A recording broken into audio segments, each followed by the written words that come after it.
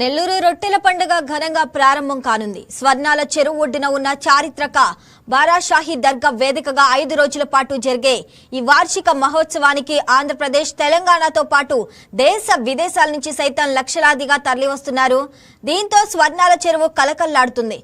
కోర్కెలు నెరవేరిన భక్తులు స్వర్ణాల చెరువులో దిగి మొక్కుబడిగా రొట్టెలను సమర్పిస్తారు. కొత్తగా కోర్కెలు కోరుకునేవారు ఆ రొట్టెలను అందుకుంటారు. ఈ రొట్టెల మార్పిడే ఈ పండుగలోని ప్రధాన ఆకర్షణ. 2015లో ఆంధ్రప్రదేశ్ ప్రభుత్వం ఈ వేడుకను రాష్ట్ర పండుగగా గుర్తించింది. నేటి నుంచి 30వ తేదీ వరకు జరిగే ఈ వేడుకలు జరగనున్నాయి. ఇవాళ సందల్మాల్ గంధం పూసే పవిత్ర కార్యక్రమంతో పండుగ అధికారికంగా ప్రారంభమైంది. రేపు దర్గా ప్రాంగణంలో గంధ మహోత్సవం నిర్వహిస్తారు. జూన్ 28న ప్రధానమైన రొట్టెల పండుగ రోజు స్వర్ణాల చెరువు ఘాట్లలో భక్తులు భారీ సంఖ్యలో రొట్టెలను మార్పిడి చేసుకుంటారు. జూన్ 29న ప్రత్యేక ప్రార్థనలతో కూడిన తహ్లీల్, ఫాతిహా ఉంటుంది. జూన్ 30తో పండుగ ముగుస్తుంది.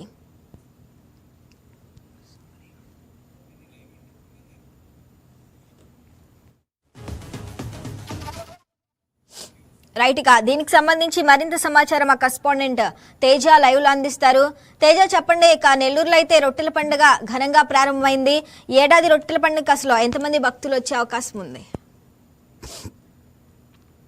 శ్రావణి, ఏదైతే కూడా పట్టుకుంటే కోరికలు తీరుతాయంటే అవునని అంటారు అక్కడికి వచ్చినటువంటి భక్తులు. ఏదైతే కూడా మత సామరస్యానికి ప్రత్యేకంగా రాష్ట్ర వ్యాప్తంగా కాక తెలుగు రాష్ట్రాలు కాక దేశవ్యాప్తంగా కూడా ప్రసిద్ధి చెందింది బారాషాహి దర్గా. ఏదైతే కూడా ప్రతి ఏడాది అంగరంగ వైభవంగా లక్షలాది మంది భక్త జనసంద్రహంతో కుల మతాలకు అతీతంగా పాల్గొనే ఏకైక పండుగ ఏదైనా ఉందంటే తెలుగు రాష్ట్రాల్లో ఇటు బారాషాహి దర్గాలో జరిగేటువంటి రొట్టెల పండుగ అని చెప్పుకోవచ్చు. అయితే ఏడాది 26వ తేదీ ఏదైతే మొహరం నెలలో నెలవంక కనిపించిన 10వ రోజు నుంచి కూడా 5 రోజుల పాటు యొక్క బారాషాహి దర్గా వేదికగా కూడా రొట్టెల పండుగ జరుగుతుంది. నేడు 26వ తేదీ సందల్ మాలితో ఈ యొక్క రొట్టెల పండుగ ప్రారంభమై 30వ తేదీ ముగింపు సభతో కూడా రొట్టెల పండుగ ముగిస్తున్న పరిస్థితి కనిపిస్తా ఉంది. అయితే యొక్క వేడుకలకు సంబంధించి అధికారంతరంగం పూర్తి స్థాయిలో భారీగా ఏర్పాటు చేసిన పరిస్థితి కనిపిస్తా ఉంది. మరోవైపు రొట్టెల పండుగకు కూటమి ప్రభుత్వం 10 కోట్ల రూపాయలు కూడా ప్రత్యేక నిధులు కేటాయించిన పరిస్థితి. నేడు 26వ తేదీ సందల్మాలి, 27 గంధ మహోత్సవం, 28 ప్రత్యేకమైనటువంటి రొట్టెల పండుగ, అదే 29 ప్రత్యేక ప్రార్థనలతో కూడినటువంటి తహ్లీల్ ఫతేహాతో పాటు 30వ తేదీ యొక్క కార్యక్రమాలు సాగిస్తున్నందుకు కూడా సన్మానిస్తూ ముగింపు సభ జరిగే పరిస్థితి కనిపిస్తుంది. అయితే ఓవరాల్ గా ప్రతి ఏడాది అంతకంతకు కూడా రెట్టింపు జనసందర్శన కూడా అక్కడ పెరుగుతున్న పరిస్థితి. ఇక్కడ ఎలాంటి అవాంఛనీయ సంఘటనలు జరగకూడదు ప్రత్యేకమైన పోలీసు బలగాలతో కూడా వేల సంఖ్యలో పోలీసులు కూడా ప్రత్యేక బందోబస్తు ఏర్పాటు చేస్తున్న పరిస్థితి.